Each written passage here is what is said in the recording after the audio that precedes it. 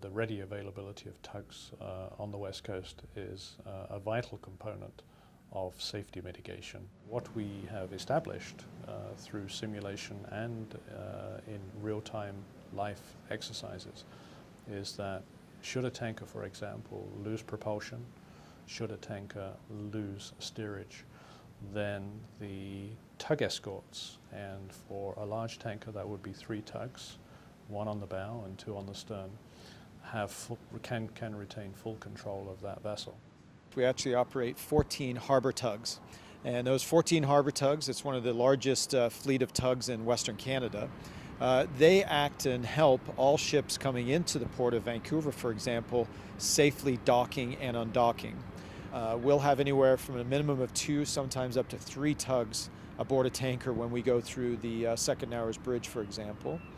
And what happens is the boats and their extreme maneuverability and power gives them the ability that if there was ever a loss of propulsion on the tanker or a loss of steering or the steering went hard over, those 3 tugs would be able to safely stop that vessel, basically in its tracks, and make sure it gets towed safely through any hotspot.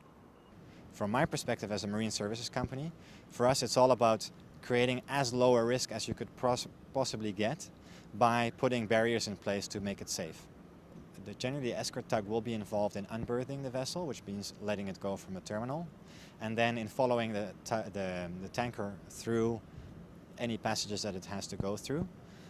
So some areas which are more wide, you could go untethered, which means without a towing line up, and anywhere where there's more narrow aspects, you tether, so you would put it up a tow line, and that means you have full control over the tanker.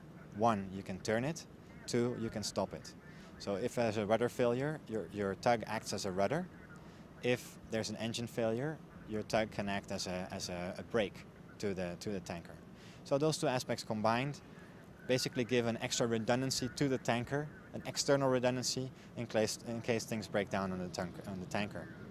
Everything is redundant on board of our vessels, so you have 2 drivetrains, including the engine and the propellers. You have 2 generator sets, which each one is a backup to the other, and everything is in duplicate on board of the vessel. Seaspan docks close to 5,000 vessels a year. We have almost a spotless safety record.